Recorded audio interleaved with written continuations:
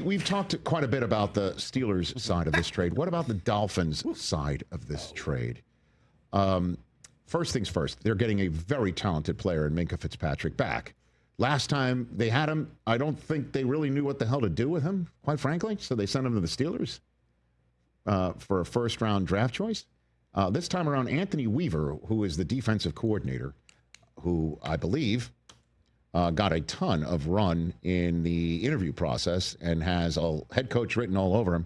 I kind of dig what he's going to do. The bottom line is, on the defensive side of the ball, and Minkah Fitzpatrick will absolutely help 100%.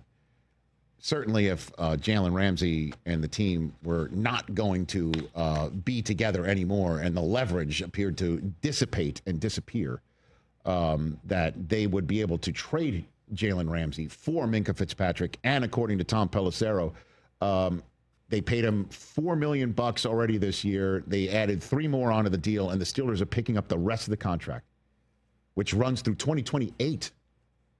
So that gets a ton of dollars off the books. And I imagine part of the reason, again, I'm not a capologist. I'm not locked in on the situation. I'm just sitting here in Los Angeles, admittedly, talking about it.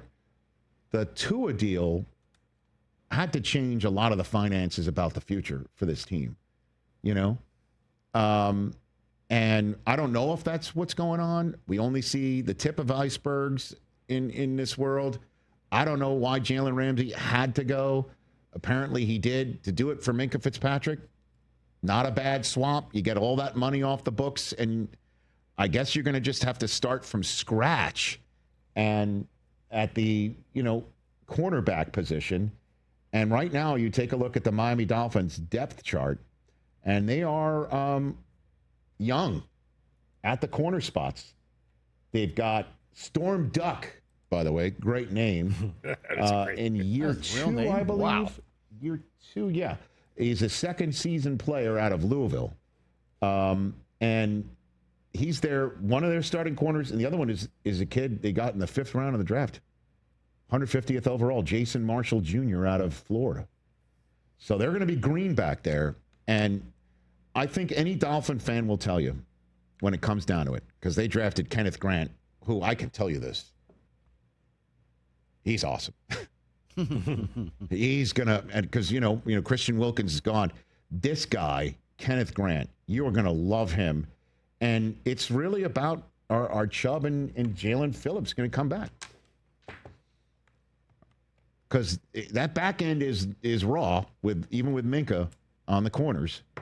Go hunt. Got to get home. And these guys have to be healthy. And it's really going to be about Tua's health as well. When it comes down to it, again, if they and Jalen were going to divorce, to get Minkah Fitzpatrick back, I think is aces. He makes $15.5 this year. You get $26 million off your books this year. Admittedly, already $7 million paid.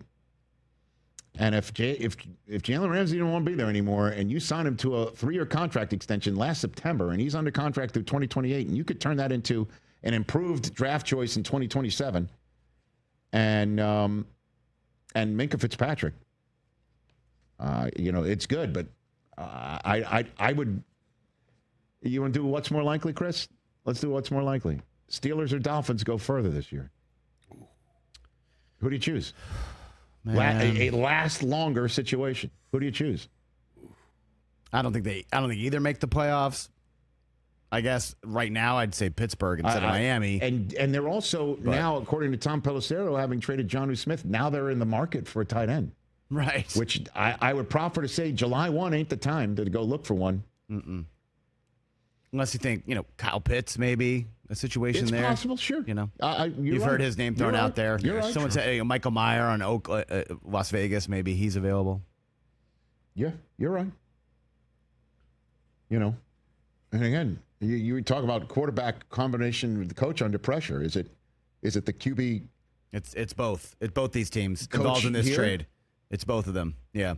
They're both 1 and 2, I think, if you're talking about pressure for this year. They're just fast as hell. They are fast as hell on offense. Yeah. And if they're all healthy and they can be fast as hell on offense and win games by putting 30-something points on the board, they can beat you. Yeah. the Miami Dolphins. Tua's cap number is 14% of Miami's allotted salary. Again, I mean, when you're paying somebody what they're paying Tua, they're going to have to make decisions. And I guess they and Jalen Ramsey were not going to be together anymore. And there's Minkah Fitzpatrick back. And again, I think Anthony Weaver's going to know what to do with him. Catch the Rich Eisen Show live weekdays from 12 to 3 p.m. Eastern on Roku Sports Channel in the U.S.